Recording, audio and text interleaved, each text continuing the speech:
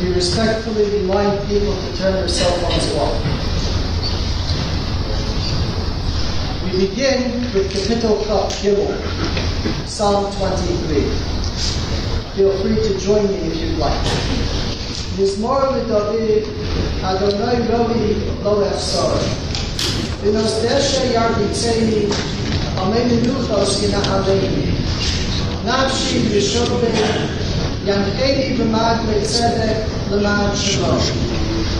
Gam ki elef v'geitz al maves, Lo yiraga Yato Yimodi, Sheshlecho Mishatecho, Heimo Yinachamim. Ta'aruf Lefanai Shulchan, Neged Zerurai, Shkata Hashem Roshi, Kosi V'Yoyah. Achtor B'chesed Yidefuni Koyim Echayoi, Shafti B'Veis Adonai, La'odeh Yomim.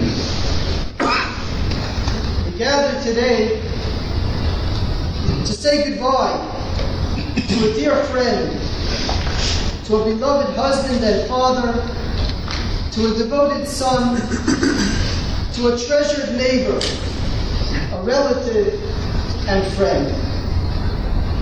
Mr. Frederick Frankel Mailman, Yehoshua Falik ben Avraham Moshe, Zechrono Lebracha, known to most of us as simply Fred.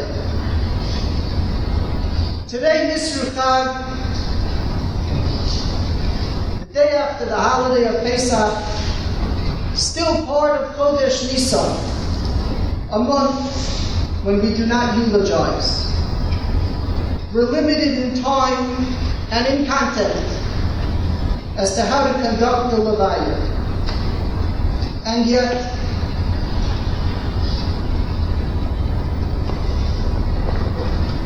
a great man has been taken from us. We have the right, we have the obligation to make the effort to try to say goodbye, to try to recognize how we were affected and what we will miss, and to perhaps gain lessons from Fred's steadfast devotion to so many priorities and good qualities. Here in Shul, Fred was a quiet doer. When he knew something was needed, he simply did it without fanfare. The children in the community recall how on Simchas Torah there were candy wrappers strewn around. It bothered him, and he enlisted the children's help in picking them up, offering them small prizes, $1 or a Torah card, as an incentive to restore the dignity to the shul. I had the privilege of meeting with the family last night. Ross recalled how on Motzei Shabbos, Dad had his routine.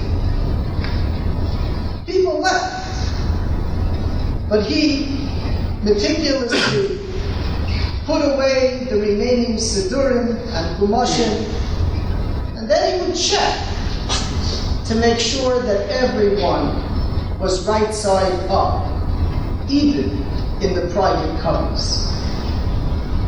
He would check that the lights were off, and then in the summer he would make sure the air conditioning was off.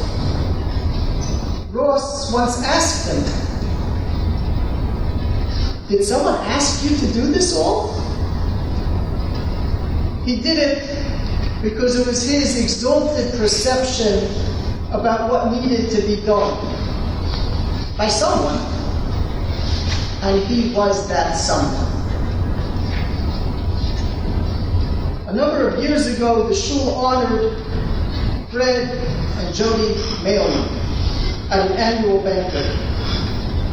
In the president's message, I found tribute to so many examples of Fred's practical devotion, including on Sundays, you can find Fred in the shul after morning services, distributing Torah tapes from his shopping bag, packed up individually to each of the members. All done with warmth, grace, and humility.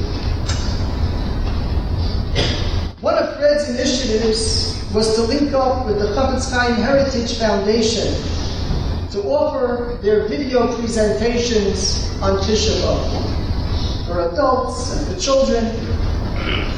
Some members kibitzed him. Until now, movies were forbidden on Tisha B'Av. And now, you're bringing movies into the shul? But their hearts swelled with pride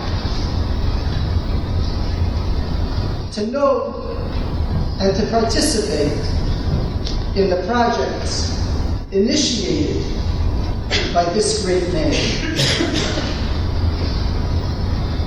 Every night after Ma'ariv, Fred stayed a few minutes to learn from a sefer.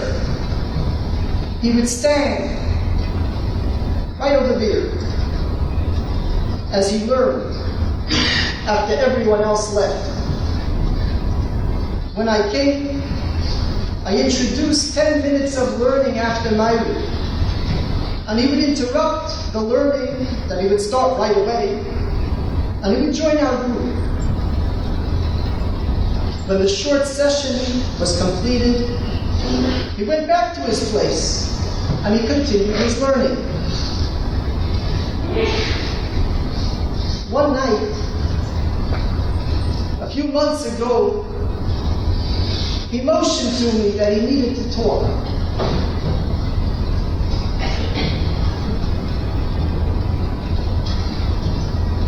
He said something was medically amiss.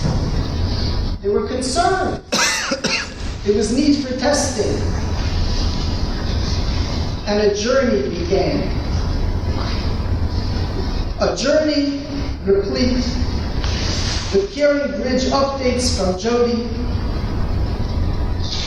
A journey full of prayers, hopes, and dreams for a miracle. One night recently, as I left the shul after Ma'ariv, and I was heading to the Mailman's for a visit, I thought to myself, this time, after Ma'ariv, it's Fred's Mishmar time. The Nefesh HaChaim writes in Shar Dalit, Bilti Shom Sofek, there is no doubt, Reb Chaim Voloshin writes, Hanu Chas v'Shalom af rega miTorah. If the world would be missing even a moment from someone studying Torah, someone studying the moral calling, Ki rega hanu nechrovim, it would all be worthless. That time after Ma'ariv was Fred's time. When everybody else was going to all legitimate pursuits, to eat supper, etc., a few moments, it was on Fred's shoulders, his mishmar, his Torah, to sustain us. The name Raphael, the name that was added when we realized the gravity of the illness, carries with it profound memories. Adding the name was precipitated by the concept a child has a right to ask his father for a miracle. The months that followed, blessedly well more than the prognosis, were time when Fred was physically weak, but emotionally and spiritually charged. Jody, who cared so well for Fred, would comment, he cared for me, he loved me so, That's correct. That's what makes it so remarkable. Chazal tell us, Ish v'isha shechina sharuya b'neihem. When this family harmony, the Shekhinah, the divine presence, rests in that home. As the illness progressed, it was difficult to carry on a conversation. But I found that whenever I tried Shabbos songs, they were a part of his essence, his heart, his soul. And Shabbos songs were still there, just like breathing. He recited Tehillim from memory in spurts and could sing and complete phrases that were so much a part of his life. Karibon Olam ve'omaya, master of the universe, and he would complete.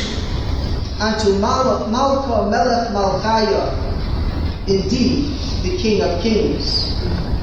Shabochin Asader, I organize praise, and he would reply.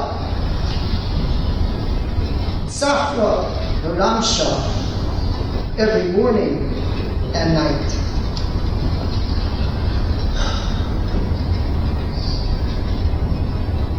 Embedded in my mind, most poignantly, is the final kumsitz. Rabbi Bieberfeld on the guitar with Fred in his room on the lower level in the house. And I had walked upstairs to talk with family members. I was speaking with Hananya at that moment. As we paused and we listened to the song, Afilu Behastora,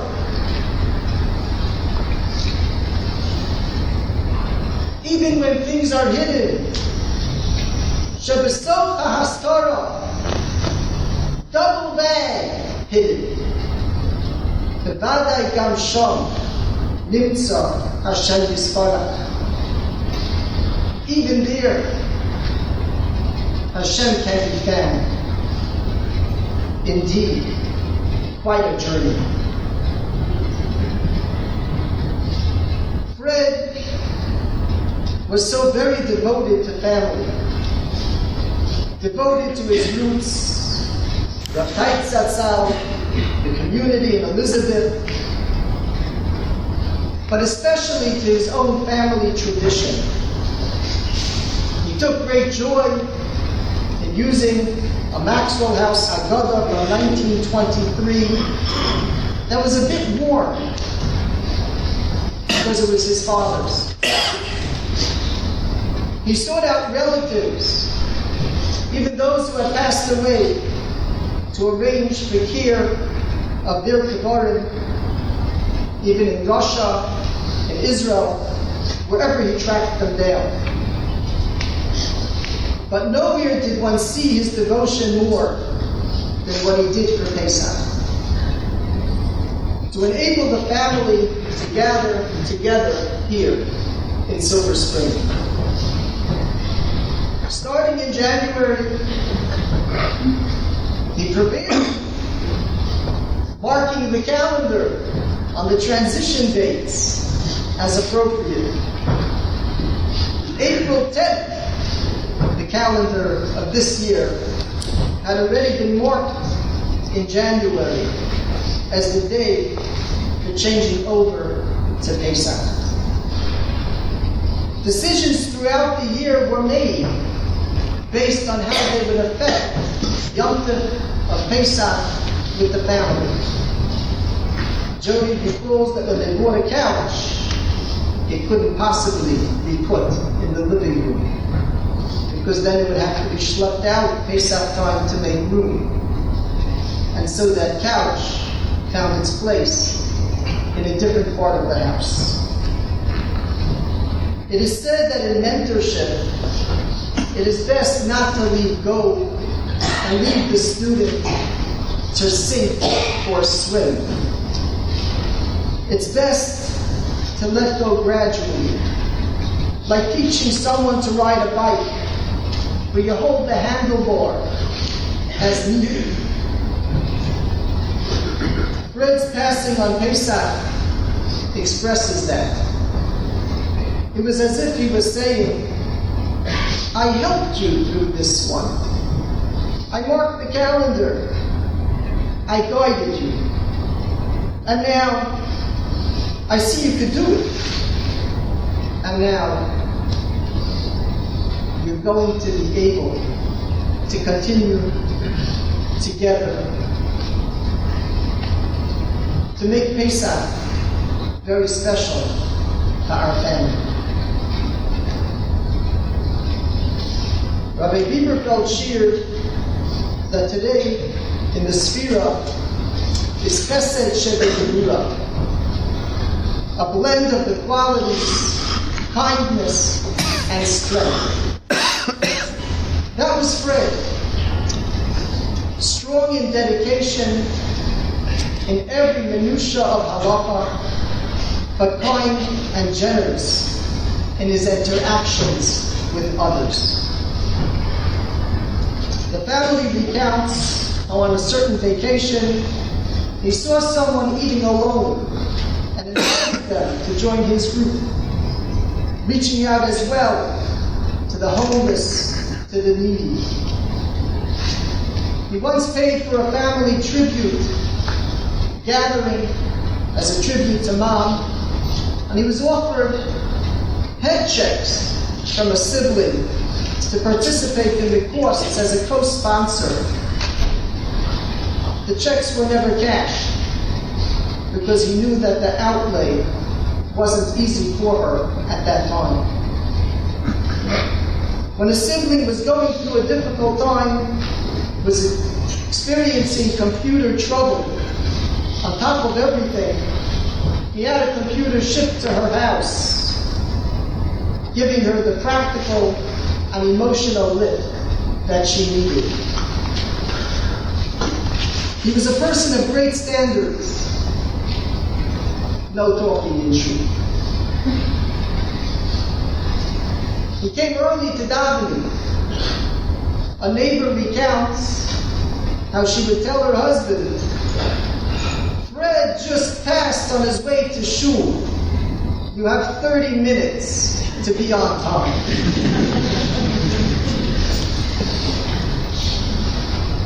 He served as president. He served on committees. He served loyally to the Chevra Kadisha. And he trained others and inspired them to do the same. Chazal liken a person, even after passing, to a Sefer Torah, a Torah scroll. And so, I borrow an analogy, an expression used by the Kohen Gadol on Yom Kippur in the Beis HaMikdash regarding the Sefer Torah from which he had just read.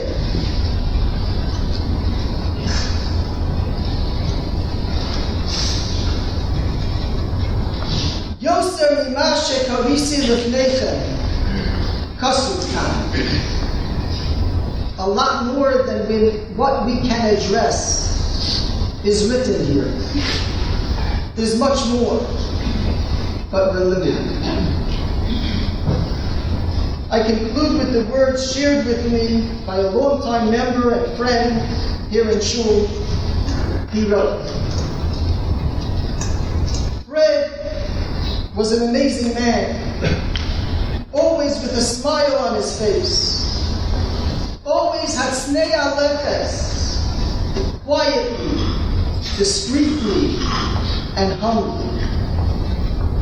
We lost a great role model. Tehei nafsho tzuruga b'tzror ha'chaim.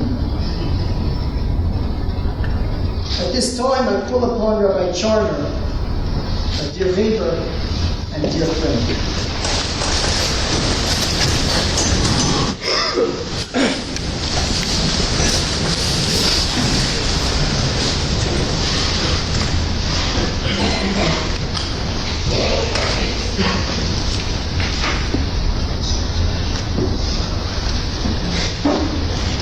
as Rabbi Ron mentioned, we are still in the month of Nisan, and the real hesped is not allowed. However, for Kavod HaMeis, and for us to learn from his life and apply it to ours, that is appropriate. Normally people say when they get up to speak at a funeral, they were paying the last respects to the person who just passed. That's not really the case. What we really want to do is learn from Yehoshua Falak ben Avraham Moshe, Zichrono Livracha. Learn from his life, apply it to ours, and thereby continue in an ongoing fashion to pay respects to him. Fred Mailman was a multifaceted person, and it's difficult to capture him in a few short minutes. There is a well-known pasuk in Tehillim, Perek Nun Aleph, chapter 51. Lev Tahar B'Rali Elokim. David HaMelech asks the Ribono Shel Olam to give him, to create within him a pure heart. The Kotzker Rebbe says that if there is such a thing as a pure heart, Lev Tahar, then there must be something that is called a Lev Tameh. What is a Lev Tahar and what is a Lev Tameh? And he says, a Lev Tahar is someone who recognizes what he is lacking, and he is a Mevakesh. He seeks to continue growing. Fred was a true Mevakesh, a real Ben Aliyah. He was growth-oriented in all aspects of his life: religious, personal, professional, communal. And he really specialized in the three amudim of this world: Torah, Talmud Torah, teaching Torah by his example, Avodah, the special relationship to Tefillah and Kavod of a Beis HaMikdash, of a Beis HaKnesses, and Gemilus Chasadim. There is a very, very unusual statement of Chazal which says,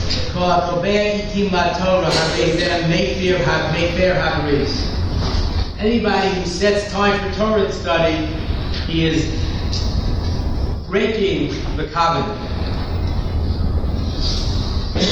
One of the commentaries explains that this means the following: anybody who relegates Torah to ancient times, is eating for that Torah. It only applied centuries ago, or it doesn't apply to every aspect of my life. It only applies when I'm in shul. It only applies when I'm davening. That person is really desecrating the covenant with HaKadosh Baruch Hu, and is missing the point.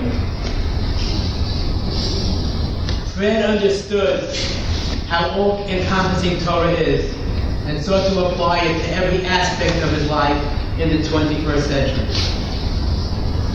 I know from our many discussions over a period of 30 years how Torah was at the forefront of his mind in all decisions. Our Chachamim tell us that a person's true nature is recognized b'chiso, b'choso, and b'chaso. I want to add another one. A person's true nature can be recognized the way he deals with an illness. Even when it was so hard for Fred to express himself. He was still doubting. He was still saying psukim from Tehillim. He was still repeating sections of tefillah and psukim, because that was at the forefront of his mind. It was clear what was valuable to him and what his priorities were.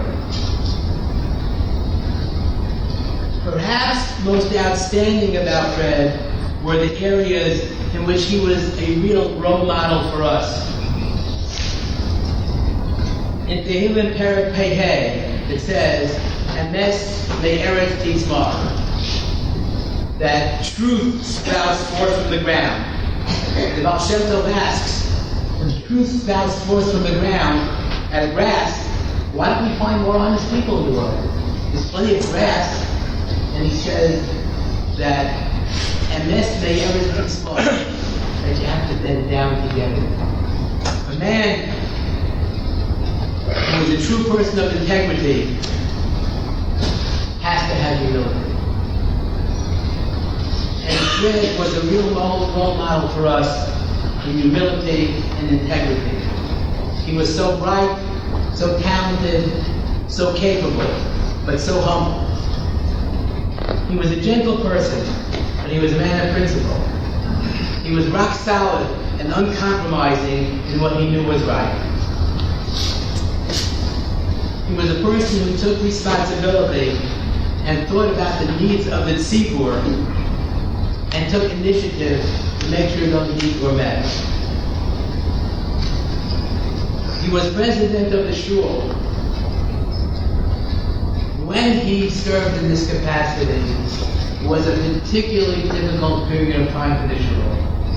And he took on the responsibility and never looked back. His tape library was his pride and joy. He not only had thousands of tapes, he listened to them. And through him, thousands upon thousands of hours of Talmud Torah were learned. And people, and I consider myself guilty of this, invaded the Mailman home at all hours of the day and night to get those tapes. And the family, not only Fred, were always so gracious about it. And he had a dream of converting all those tapes into CDs. And he was starting, actually, a CD collection. Something that might seem minor, but it takes a great person to take care of small details. Every Erev Pesach, Fred arranged for a special garbage pickup for the block. Sounds small, but it takes a great person to worry about the small.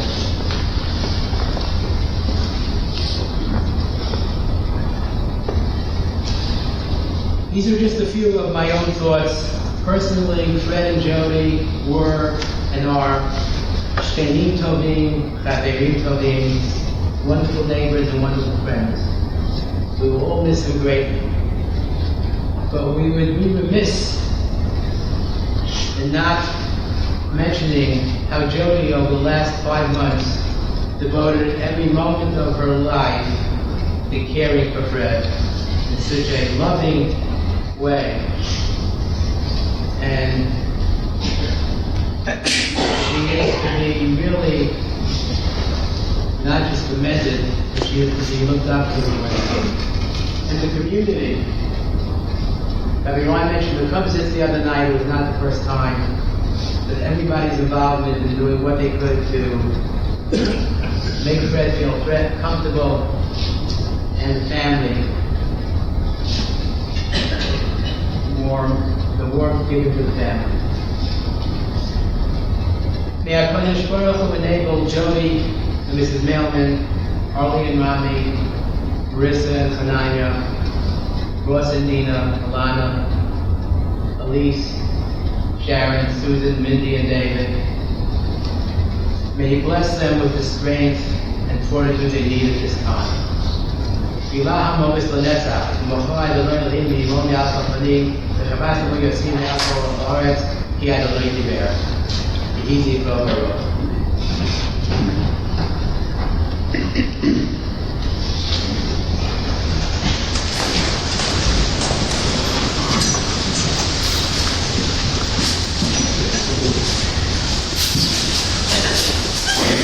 Before we find the cross.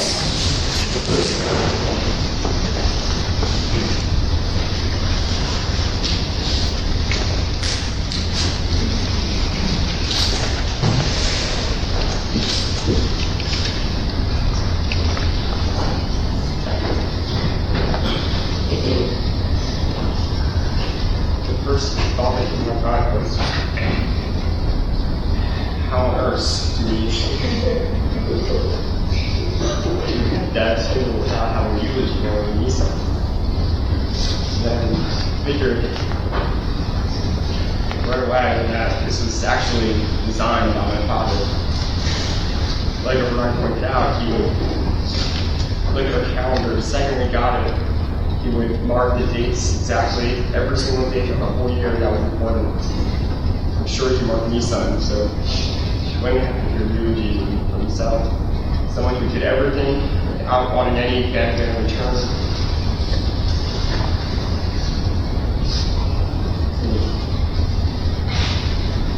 Yeah, that this was definitely designed after my father, who always did everything so meticulously, so everything was thought.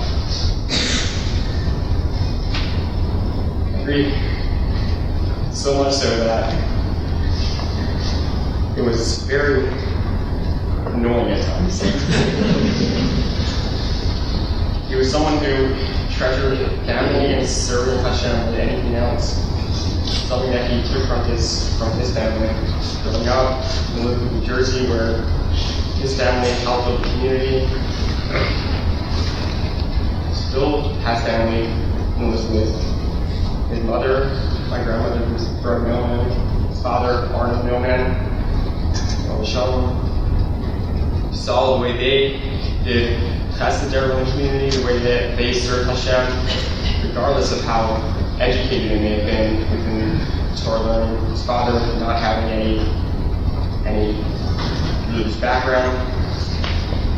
He saw that it doesn't take someone who spent his whole life in yeshiva to be able to serve Hashem with pride and to the fullest.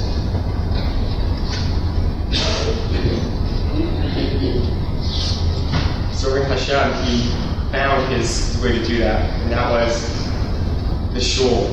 He loved the shul more than anything, I'd say, but our family, but sometimes we were kind of confused. Remember many times, countless times, getting very agitated at my father.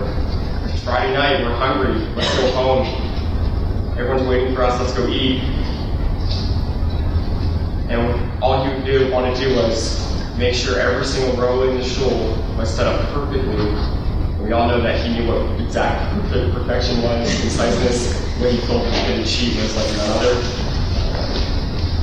He was turning over all the siddur and everybody's seat. No matter how long it took, it didn't matter to him. He was going to make the shul look nice, and clean up the shul. Torah, which didn't matter, was going to clean it up. Most of Shabbos, I just wanted to go home and make Havdalah, go out with my friends, or there was my basketball games. It was always, you have to clean up the shul to make the shul look nice. You have to make sure that the shul is presentable. When I asked to say Havdalah myself, it wasn't even, he couldn't even fathom why I wanted to do that. We said Havdalah with the family. Everything was with the family. We would wait he would call his mother. I'm going to Shabbos to say Havdalah. Every time that she was alone for Shabbos, he would make sure to call her to say Havdalah every time. No matter how long it took, when she was in Florida, it would be at least a half hour later. It didn't matter to him. Even better for him, he had Shabbos, keep Shabbos longer. Why rush? Be with family. Serve Hashem more. Even introduced the learning of the shul in Amar. That was really agitating.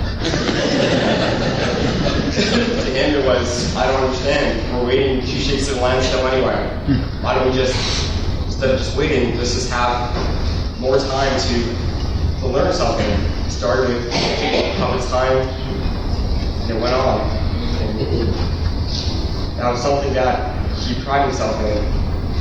That it wasn't that he publicized all over the place, that he went over to the Rav and he asked if it was a good thing to do, and of course, he got it done.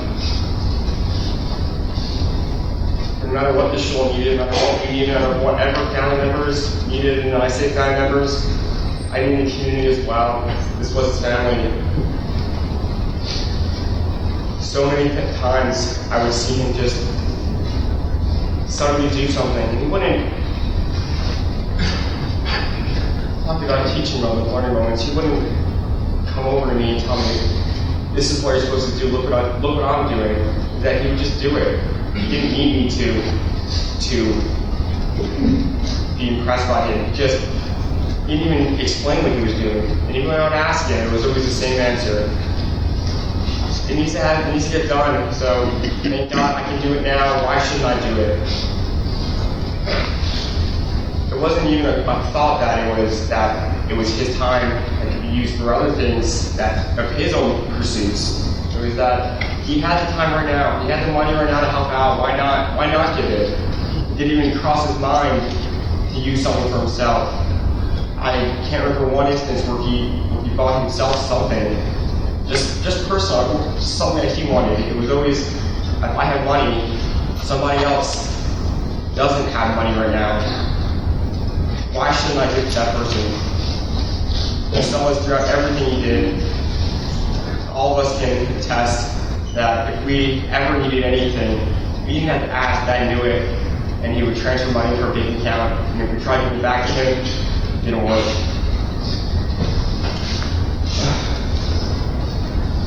Someone who, consistent, 35 plus years at the same company, that doesn't happen anymore. Someone who always had Hashem on his mind, always had Shir Hashem on his mind, praising Hashem, even in the hospital, even at home, towards the end, when he had the tumors taking away his mind, brain, attacking his brain, and the only thing on his mind was Shir Hashem, Kigam Allah.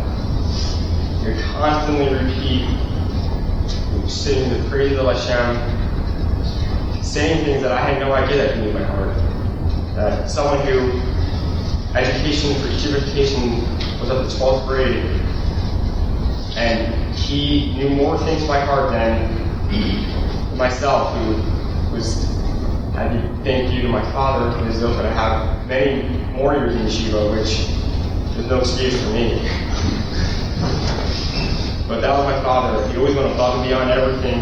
His efforts for Pesach.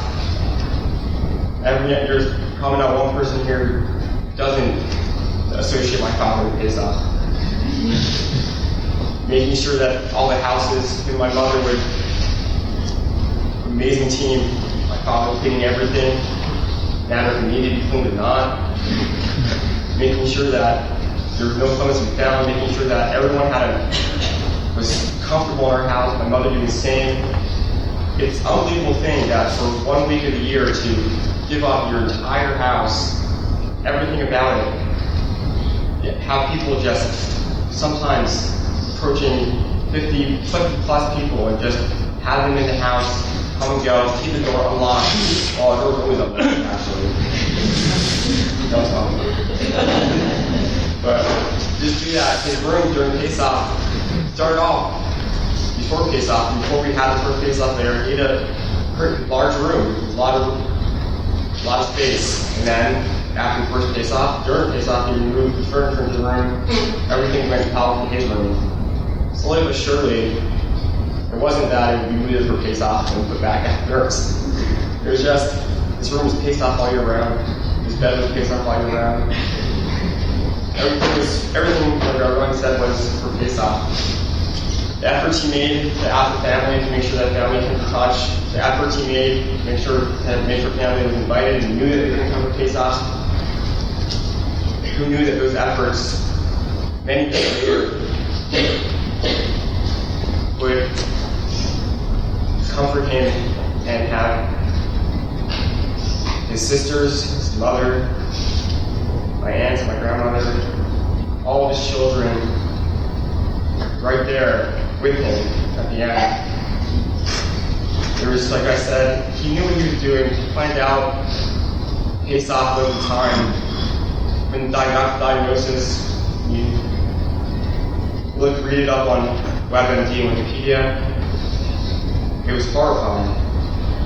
It was weeks, maybe a few months. If you're lucky, very lucky, you get 4 months, possibly 6 months. But when we found out how bad it actually was, 6 months seemed like a long shot. My father, obviously, wouldn't listen to that. Never gave up. Fought through it. He knew face-off was the time that he wanted to be surrounded by family. His favorite thing in the world. Time where he put the most effort into. He knew that was the perfect time for him. Never giving up, no matter what was in front of him. In fact, that suffering from dyslexia throughout school, graduate college, graduate business school, have an MBA, then go to night school, law school at the University of Baltimore, get his JD, practice, work at HP for that many years, regardless of how difficult it may have been for him. It didn't matter. To him, it was just meticulous reading, meticulous work. This is what has to be done, this is what gets done. No matter how difficult it is for me, there's probably somebody else who has it more difficult.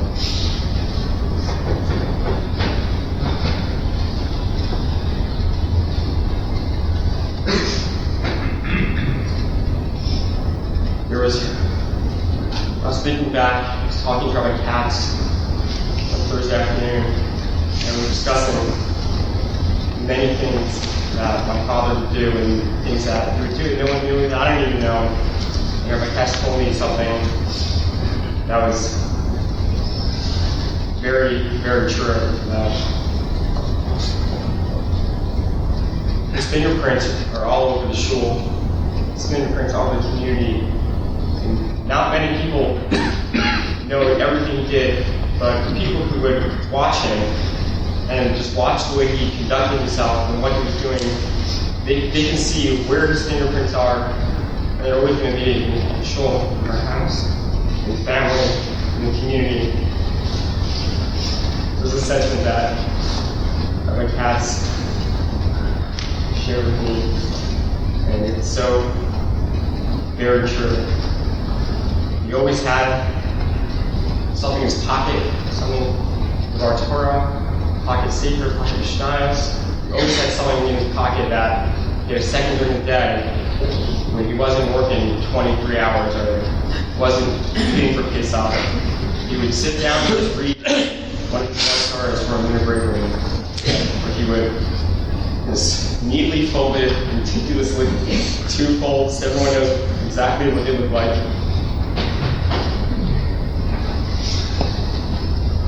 He took every morning, very across the shofar, he would say, Elu Kivarim.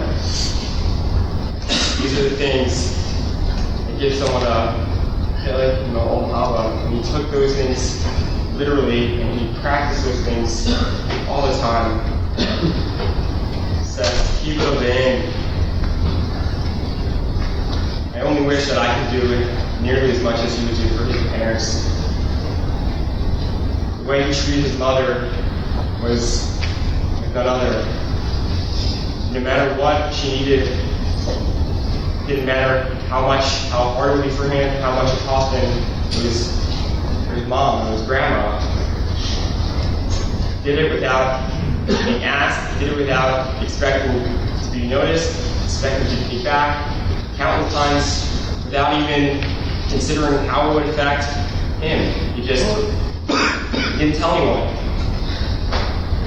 even his wife. Then he was sudden,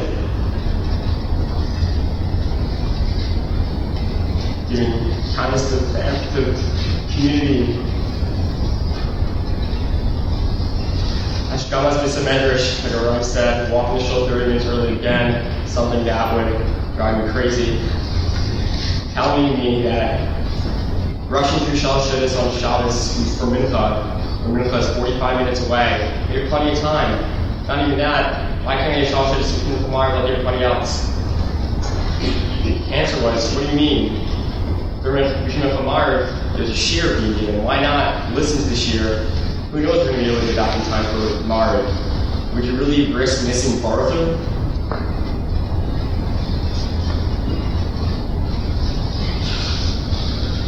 Everything was about serving Hashem, inviting guests into his home, no matter how difficult it was. Remember countless times just we were coming home from shul with somebody we didn't invite, wasn't expecting, and both my mother and my father didn't even think twice about it. We knew as kids that someone needed a meal, somebody needed anything, we just invited them over to the house at any time. Remember my friend also, we had no issue. They needed someplace to stay.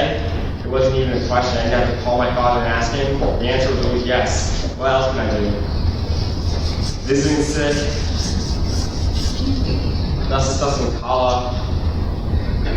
No matter how much he did not want to go to weddings or show brachos, did not want to leave the house, he still went. He spent Nasa Kala. Yes, Nate's pride and joy was the hard that he did. Every Moshe Shabbos, or whenever he was on call, even if he wasn't on call, the first call you would wait for would be for Mr. Sussman. Is there something today? Let me know what there is. Who you needed? Should I gather the troops? He always drove. Always had water bottles filled of 2 liter bottles of soda that were empty, and filled with water. They were constantly rolling around his car because we knew when he had to do Tahara, he needed water to wash his hands. He'd teach others. He was a mentor to others and doing that. He inspired others. He absorbed his tefillah. Something that is one of the hardest things to do. And nothing would waver his thoughts during davening. One time asked him, why do you take your towels off after davening when everybody else is doing it during Inkalkini, during Aleinu, during Adalam? He answered, said, this is what he learned from when he was growing up in New Jersey, his family, Rabbi Tice. Taking your towels off, holding it up to save yourself a few moments. Distraction of his tefillah. Not only that, why wouldn't you want to wear your talis a second longer? Why would you didn't even think about taking off early? He had a mitzvah. Why not do it longer? Bringing people together for peace. Talmud Torah is equal to all of them. This is something that was so important to him, that he provided education and everything for his kids to be able to grow up in a Torah home and have the Talmud Torah that he didn't have, regardless of how much it cost him, regardless of how difficult it was. I would learn with my father when I was in Israel over the phone. Every single night we would do 5 Mishnayos, no matter how difficult it was. And it wasn't me calling him and saying, Dad, let's go learn. I was one in yeshiva who had the time to learn. Dad was the one working, so I came to my yeshiva. And it didn't matter. Whenever he would call me ready with enthusiasm, let's learn, let's do one more Mishnah, Ross. Come on, we can do it.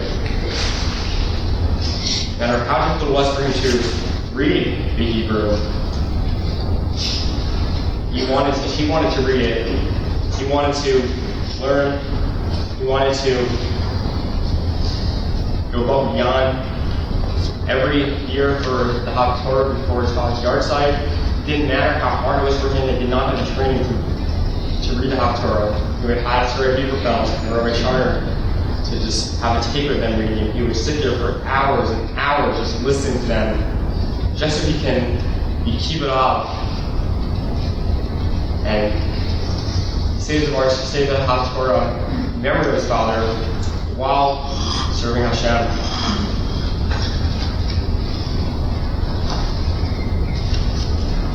All these things don't even begin to describe my father. Are just little things that come up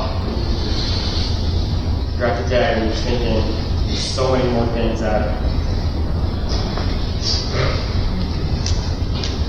we all know. Towards one story in particular that probably encompasses my relationship with my father more than anything else is right after his surgery, Johns Hopkins, and I spent Shabbos with him.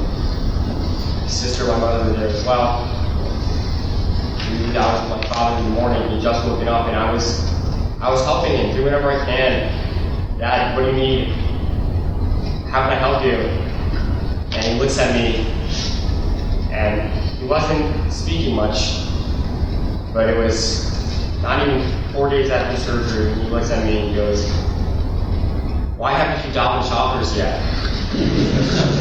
Why haven't you put your talis on yet? Do that now. Don't do anything else."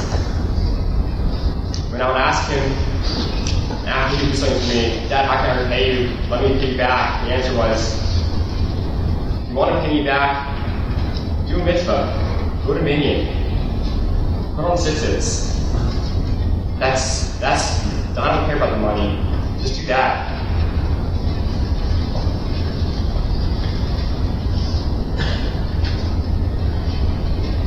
That was the simplicity. That was the most non-simple person I've ever met. And that's something that we try to instill in us. I guess it's actions. It's something that we don't see.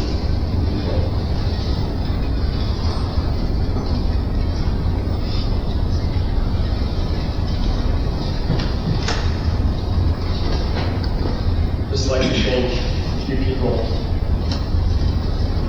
my mother, more than anyone else, not only raising us with my father and them working as the best team we can think of, helping each other, but to do what she did in the past 5+ months, something that most of us, myself, can't even fathom doing. Even if the way that she cared for my father, love in her eyes, everything with love, regardless of if my father would speak and say her name, it didn't matter to her. Everything was about my father, husband, love for her life. That is truly an example worth emulating. I'd like to thank Gina, my father's nurse, who's with him 12 hours a day, 10 hours a day, I don't even know how long. Keep my father company, singing sometimes, watching movies with my father, helping my father out with everything he needed. I'd like to thank everyone here, all of the whole community, everyone who meant so much to my father, everyone, no matter what it was, my father, sure, very happy to see anyone who came to visit, came to call, and all the visitors who came, anyone who reached out, even people who didn't reach out. I want to thank them for having their thoughts of my father, dominating, for keeping my father in mind, keeping his legacy, his memory.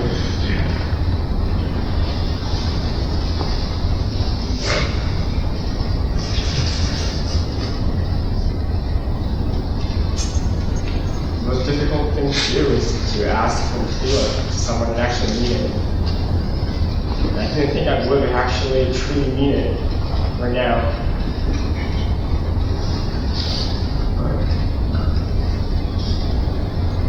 How can I not? Dad.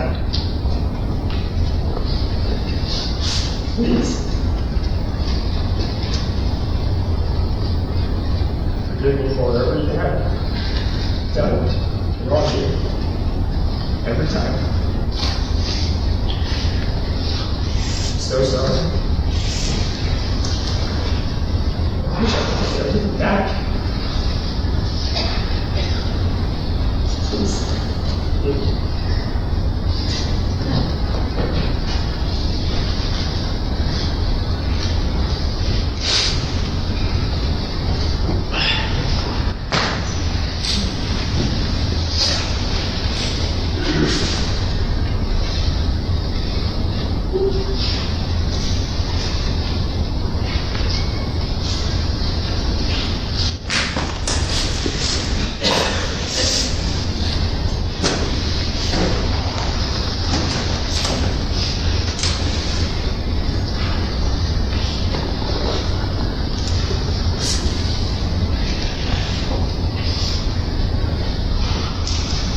Call upon Gandhi.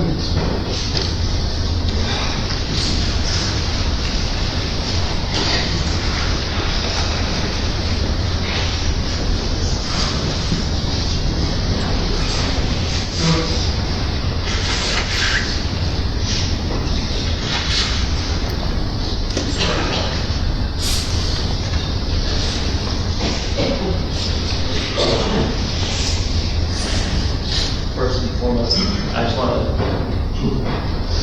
thank everybody in the community, especially Mom, for everything for the past few months.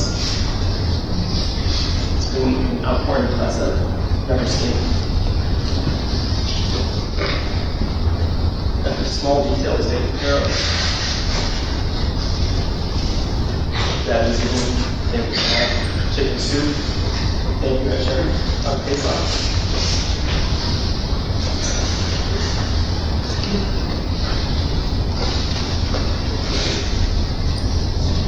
Arlie and I are so grateful.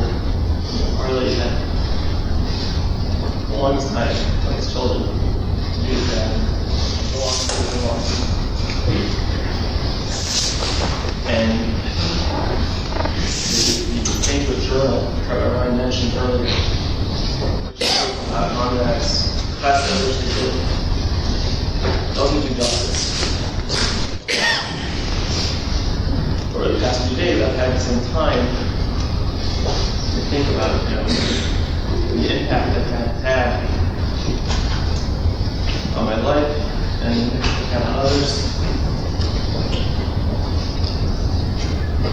And chesed shalom is a term which is specifically used by Elias Mays. It's the true kindness. You can't get repaid. The Mays is not going to repay you. But this was the chesed which Jack did every single time. Whenever he was, doing anything to support anybody. One story which stands out in my mind, which we can hopefully learn from, so I'm hearing this secondhand from Mailman. They were on a trip off the East Coast, somewhere in New York, New Jersey. We went to the video store to pick up some tape for CD. And a gentleman walks into the store. Father-in-law doesn't know, nobody seen him before. And he looks at some CDs on the rack and he counts them, meticulously. He goes to the store owner and says, "Did anybody come in to buy my CDs?" And the store owner says, "No, not yet." Dad overheard this. And as I was speaking to me, once the gentleman left, we went to this rack, picked up 2 of those CDs, and purchased them, knowing that this nameless stranger is going to walk back into the store the next time and be uplifted that somebody purchased those CDs.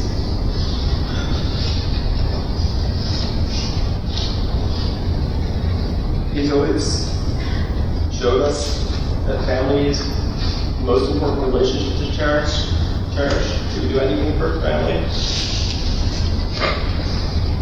He knew right. He knew the fine line between teasing and annoyance.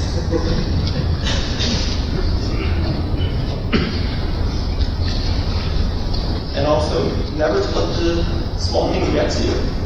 You know, whenever I would go to him and talk to him about things, if there was something bothering me, he would say, "So what? How's this gonna matter?"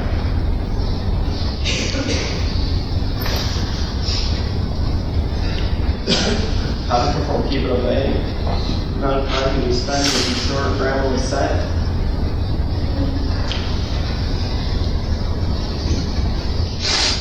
We were on a trip to Israel once, and he had paid a guide to uncover a ancestor, I don't know how many generations back, his cater and his burial.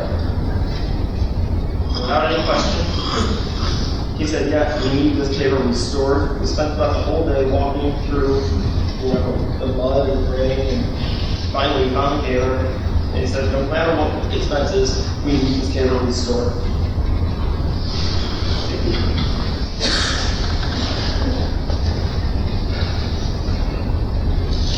He never looked at what's popular, he always looked at what's right, without question.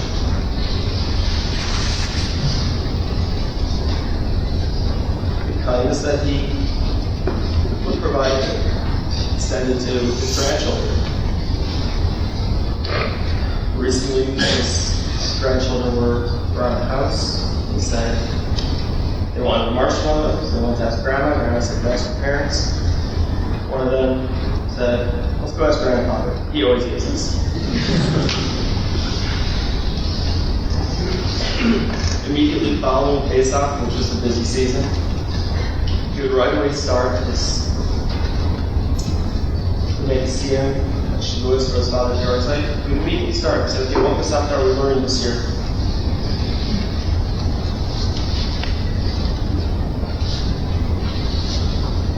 He was always thinking about the small details that we're trying to mention.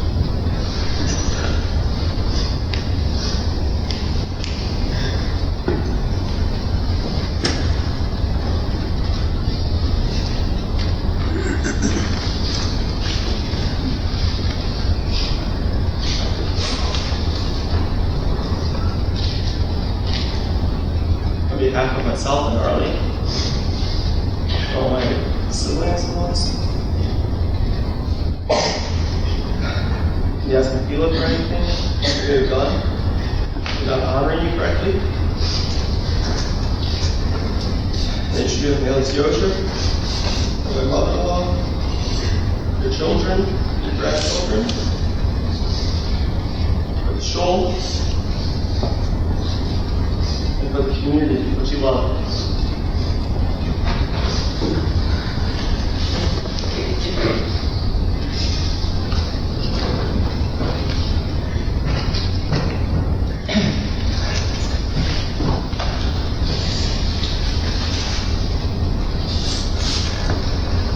I know it would mean a lot to the family, and to all of us, If we would all pick a mitzvah, like Fred picked Pesach, if we would all treasure our shoes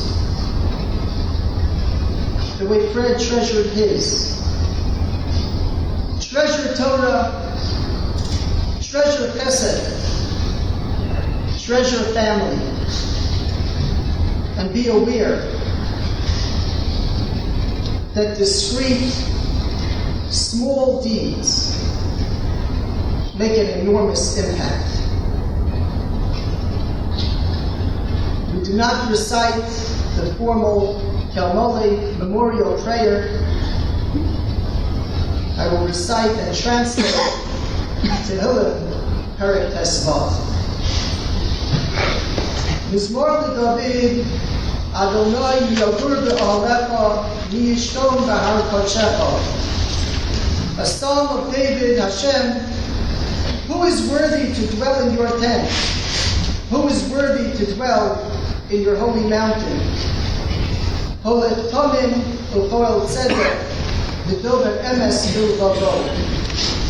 One who walks with simplicity, does what is right, and speaks truth in his heart.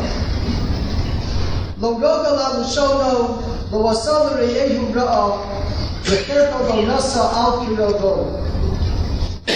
He has no slander on his tongue, will not do bad to his fellow, and will not bear wrong on a relative. Nibzeh be'enav nimas, ve'esirei Adonai yechavei, nishta lahara v'lo yamir. His own deeds are small in his eyes. Those who fear God he respects. A man who keeps his word. Kasko lo nasan b'neshech, v'shokar al noki lo lakach, osei eila lo yimot le'olam. He does not use his assets for his own benefit, does not take a bribe against the innocent. The doer of these shall not falter forever. At this time, we ask Mechila forgiveness from Yehoshua Palas and Avraham Moshe, Zechrono Lebracha, for any indiscretion. Fred, the Torah family that you have, the Torah organization and community that we have, are largely due to your credit. Thank you for being such a good friend.